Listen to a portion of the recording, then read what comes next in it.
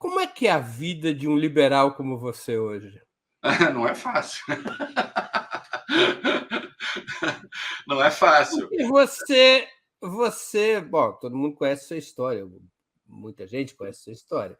Você, na sua juventude, foi um militante daquela corrente que o meu pessoal não gostava, né, E trotskista. trotskista, na minha família não podia nem falar o Não nome. poderia nem falar, não poderia nem falar, é verdade. Você sabe Daquele, que o daquele. Partido Comunista teve durante uns anos um artigo, era o artigo 6º do estatuto, que proibia os militantes do PCB de terem contato com os trotskistas. Não, nem, né? Contato físico, assim. Você não podia conversar com trotskista, era Poxa, proibido, Jesus. para você Pegava ver. mais, pegava mais do que Covid. Mas aí você faz um trânsito para posições liberais e o liberalismo te abandona. Ou seja, como é que fica? Como é que você se vê nesse cenário? Muita gente quer saber isso. É, Como você vê sua própria trajetória e como você se vê na vida cultural e política, porque mais do que política, na vida cultural e política atual. o liberalismo me abandonou, né? Fui eu que abandonei. Quer dizer, quem toma as iniciativas de dizer isso não me serve, fui eu, né?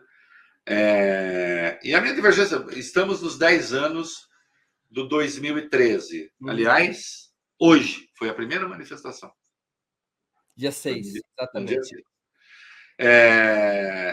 E eu já chamei aquilo de bagunça, anarquia e pedi cadeia para alguns ali, como eu pedi para quem invadiu a sede dos três poderes, são coisas distintas, claro, de gravidades distintas, mas eu não aceito determinados comportamentos, determinadas posturas na democracia, né? Ponto final. E eu lembro a época, já até comentei, que muitos amigos diziam: deixa, está ferrando a Dilma mesmo. Eu disse: não, está ferrando as instituições. Né? Eu não flerto com a agressão institucional. Se flertei alguma vez, errei e não percebi, porque é uma questão de princípio. Eu acho esse um princípio, eu considero isso muito importante para o meu liberalismo, eu considerava. Né? Quando começa o negócio do Lula, o processo do Lula, foi aí que fica claro que o rompimento mais evidente se dá. Se dá, curiosamente eu digo porque é um fato até aparentemente menor de uma trajetória. Se dá na condução coercitiva do Lula. Perguntamos condução coercitiva por quê? Para humilhar um ex-presidente da República? Qual é o propósito? Né? O meu racha com a Lava Jato vinha de antes, mas ali e depois a sentença e essa coisa toda. Ô, Breno, eu não.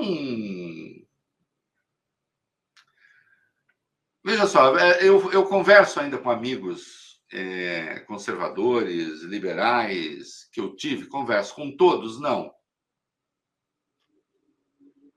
Mas com alguns eu também não quero mais falar mesmo. Então, assim, eu não. Vamos lá, problemas que tio Rei não tem. Né? Não tenho, assim, problema de amor próprio. Né? Dizem até que eu posso ter o contrário, mas também não é verdade. Eu não tenho carências assim, meu Deus, olha só. Eu não ligo que falem mal de mim, eu não dou bola para o que falam. Falo aquilo que eu acho e tenho como norte o que eu considero a defesa da democracia. E a democracia, como eu a defendo, eu acho que é uma democracia que se consolidou de corte, que se disse liberal ao longo do tempo. Não é? Agora, estou atento à emergência de movimentos sociais. Acho que eu me tornei mais tolerante com, digamos assim, minorias organizadas que muitas vezes, no seu pleito, atacam fundamentos universalistas. Eu vou falar em tese, tá? Atacam fundamentos universalistas da democracia que eu defendo. A hora que você vai para certas pautas excessivamente identitárias, esse identitarismo extremo, em última instância, atira contra o próprio patrimônio. atira contra a universalidade dos valores democráticos, que, em último caso, garante a eles o direito de reivindicar. Isso tem? Tem. Essa contradição existe? Existe. Agora, eu dou menos importância do que alguns amigos liberais ao risco potencial que essa pauta implicaria, porque eu entendo que isso é uma tensão necessária para que essas causas existam. Então, vamos lá, vamos falar da linguagem neutra. Eu não adoto a linguagem neutra, não adotarei. De vez em quando eu faço uma brincadeira, todos, todas e todes e tal, não sei o quê, porque eu sei que a extrema-direita baba de ódio, eu também sou, eu tenho um lado provocador. O repartir la bourgeoisie. Exatamente, né? Então, ali, vamos deixar nos escandalizados. Mas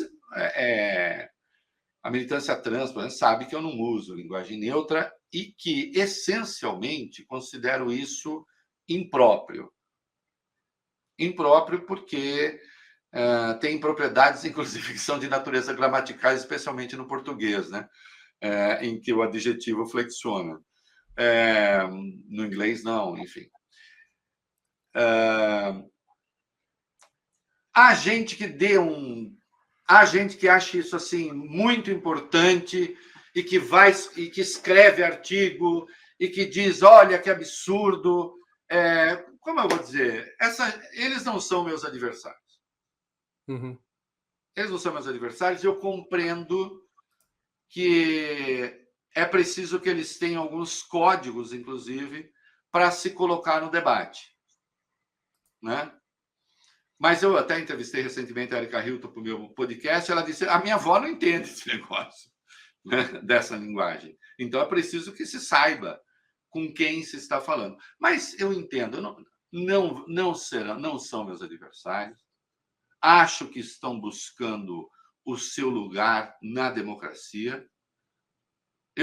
Talvez no passado, não por reacionarismo, mas justamente porque eu diria, isso atenta contra um princípio de universalidade. O Banco do Brasil acaba de criar, eu preciso ver no detalhe, mas tem aí um cartão de crédito trans ou algo assim. Talvez no passado eu dissesse, não, tem que ser para todos, não tem que ter marca. Hoje eu entendo que isso é importante. Eu acho que eu também melhorei, né, nesse particular. Então, mesmo algumas coisas que, em tese, atacam a universalidade dos fundamentos que eu defendo, eu entendo a razão de ser dessas coisas.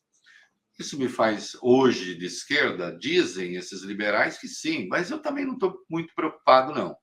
Né? Com rótulo. Eu já ouço gente de esquerda dizer que você está demasiadamente à esquerda. Demasiadamente.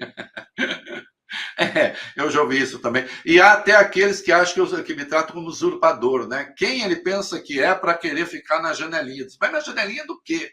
Na janelinha da porrada, né? Tudo bem, o Lula ganhou a eleição, né? Mas até outro dia, assim, eu lembro que eu não passei a tratar da questão do Lula quando o PT estava por cima, né? Reconheça-se esse mérito, né? Quando eu comecei a falar das agressões legais que o Lula sofria, o PT estava sendo demonizado, xingado, etc. Né? Hoje, claro que a situação mudou um pouco. Então, assim, eu não padeço de solidão. Eu converso com muita gente. Certamente, muita gente que me curtia, me acompanhava, deixou de fazê-lo. E eu não posso fazer nada. Eu não sou funcionário nem das pessoas que gostavam de mim, né? Como as pessoas da sua dizem, eu não sou contínuo daqueles que achavam que me entendiam. Mas aí você mudou de ideia? Sim, mudei de ideia. Ele não quer me acompanhar mais porque eu mudei de ideia, tá bom. O mercado está aí. Acompanha quem quiser, né? Eu quero estar em paz com a minha consciência, né? Dou um outro exemplo. Tornou-se uma regra escrita não sei onde, não sei de qual liberalismo, que o preço dos combustíveis no Brasil tem que obedecer à paridade internacional, etc. Bom, mas eu não acho. Nunca achei nem no governo Temer. Eu sei a lei que criou a Petrobras, eu sei o papel que ela tem no desenvolvimento da política energética e acho de energia, e acho que sim, você tem de levar em conta fatores nacionais na determinação do preço do combustível. Assim como o Biden acha que ele tem que levar em conta fatores nacionais quando ele importa uma empresa de chip de Taiwan, leva para o Arizona e dá 50 bilhões de dólares para eles começarem a produzir chip no Arizona. Não é? E aí ninguém fala nada. E aí se acha normal que os Estados Unidos estejam protegendo, porque eles poderiam, sei lá, produz no Taiwan, deixa lá, importa. Por que precisa ser nos Estados Unidos? Por que precisa dar 50 bilhões de dólares para isso? Quanto dinheiro os Estados Unidos colocaram na economia? Não é? Então, assim, é liberalismo exatamente aquilo que se está defendendo aqui? Desculpa, isso pode ter qualquer nome, mas liberalismo não é. Quando se ataca o arcabouço fiscal em nome de supostas teses liberais, ou quando se defende essa política obscena de juros que está aí, em nome de supostos fundamentos liberais, e se exalta, então, esse tipo de autonomia que o Banco Central exerce, bom, mesmo quando eu era identificado com liberalismo, procure texto meu a favor da tal autonomia do Banco Central, para você ver se acha. Sabe por que não tem? Por uma questão de honestidade intelectual. Não importa o lugar. Porque é autônomo em relação a quem? É autônomo em relação a isso que se chama mercados? É uma questão óbvia. Quando o Boletim Focus faz a sua pesquisa com aqueles que votam, né? Quanto, em última instância, quanto você acha que tem de ser a taxa de juros? Tanto, então é tanto que será. Autonomia em relação a quem, companheiro? Então, absolutamente, as teses que tentam justificar juros reais no Brasil de 7%, mais de 7%, hoje é 8% a juro real, quando você projeta. Isso é pornográfico. Entende? É liberalismo. Vão pedir que eu justifique isso? Todas as teorias que eu li tentando justificar isso não se justificam. Outro dia eu vi uma analista, enfim, ela disse o seguinte: olha, articulista, escreve toda semana, não existe razão, não existe meta anual de inflação nos Estados Unidos, não existe meta real de inflação na União Europeia, não existe meta real de inflação no Reino Unido, agora fora da União Europeia, não existe meta de inflação. E, portanto, não é absurdo o Brasil discutir o fim da meta anual de inflação, né? A meta anual de inflação. Você, na verdade, estabeleceu um horizonte mais longo. Eu falei, nossa, e eu assim, falei, não tinha chegado ainda lá pelo terço final do artigo, né? Olha só, até você. É TT, Bruto, né? Falei, até tu, Bruto, né? Mas ela disse, mas no Brasil, no entanto, tem que ser anual. Eu disse, mas por que tem que ser anual? Ela falou, não, no Brasil tem que ser anual, porque se mudar agora, vai parecer que está mudando só, na verdade, para ter mais folga, para aumentar a inflação. Você entendeu? Não me peça para me juntar com essa gente, porque eu não vou.